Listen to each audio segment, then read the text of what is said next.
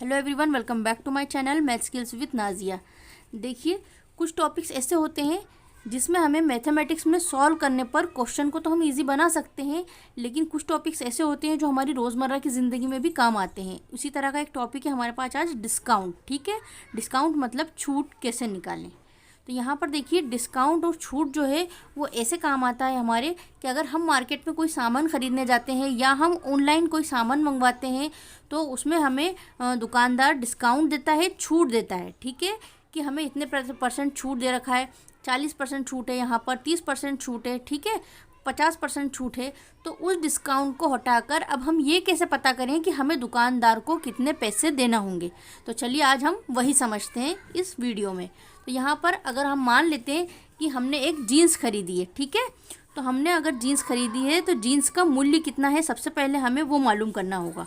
तो हमें यहाँ पर लिखना होगा जीन्स का मूल्य। तो यहाँ पर जीन्स का जो मूल्य है वो हमें मान लीजिए 2000 रुपये दे रखा है। कितना है? 2000 रुपये। दुकानदार ने हमसे कहा है कि इस जीन्स के मूल्य पे 2000 रुपये पे मैं आपको 30% की छूट दूंगा, 30% का डिस्काउंट दूंगा।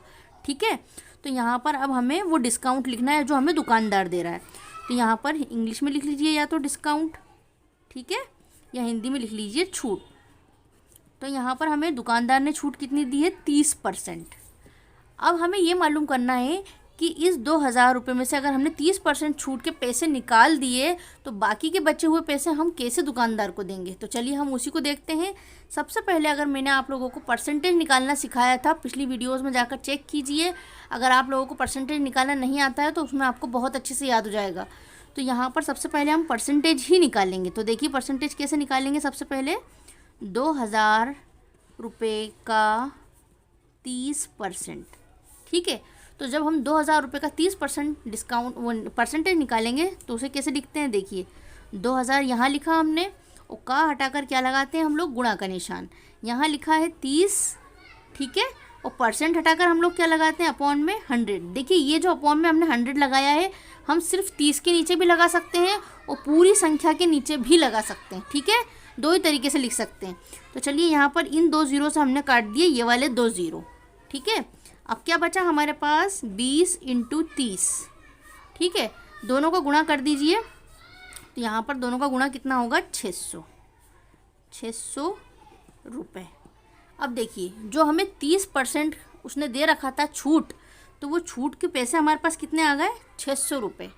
अब हमें टोटल पैसों में से छूट के पैसों को माइनस करना होगा। देखिए हमें वो टोटल कितने में दे रखा था?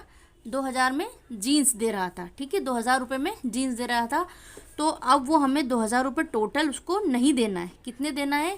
छूट निकाल कर पैसे देना है। तो छूट हमारी कितनी आई? 600 रुपये। तो माइनस कर देंगे इसमें से हम 600 रुपये को। तो चलिए 2000 में से हमने 600 रुपये को माइनस किया तो कितना आंसर आया हमारे पास? 1400 रुपये। तो हमें अब टोटल दुकानदार को कितने रुपये देना होंगे? 1400 रुपये। ये तो हुआ हमारा पेन और कॉपी का वर्क। देखिए अगर किसी के पास पेन और कॉपी उस वक्त है तो आप दुकान पर खड़े होकर इस तरह से निकाल सकते हैं, लेकिन आजकल सभी के पास मोबाइल होते हैं, ठीक है।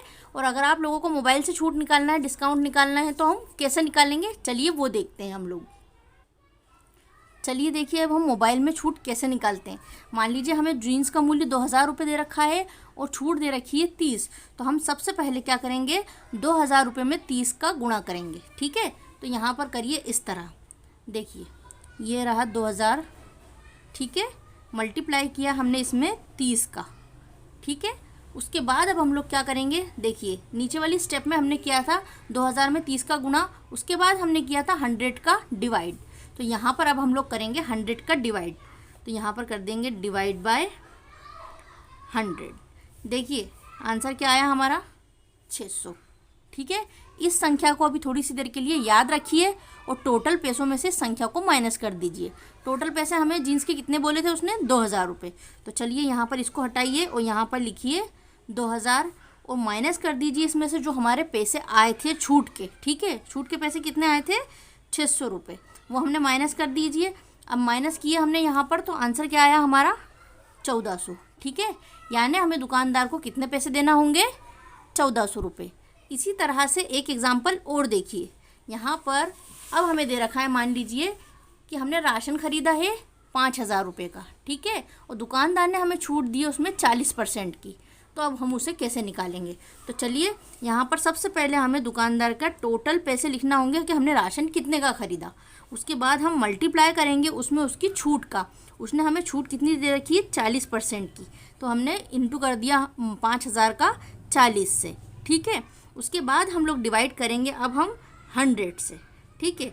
आंसर आया हमारे पास 2,000 रुपये। अब 2,000 में थोड़ी सी देर के लिए आप 2,000 रुपये को याद रखिए और टोटल पैसों में से 2,000 को माइनस करना है। तो चलिए 2,000 को याद रखते हैं अब हम लोग।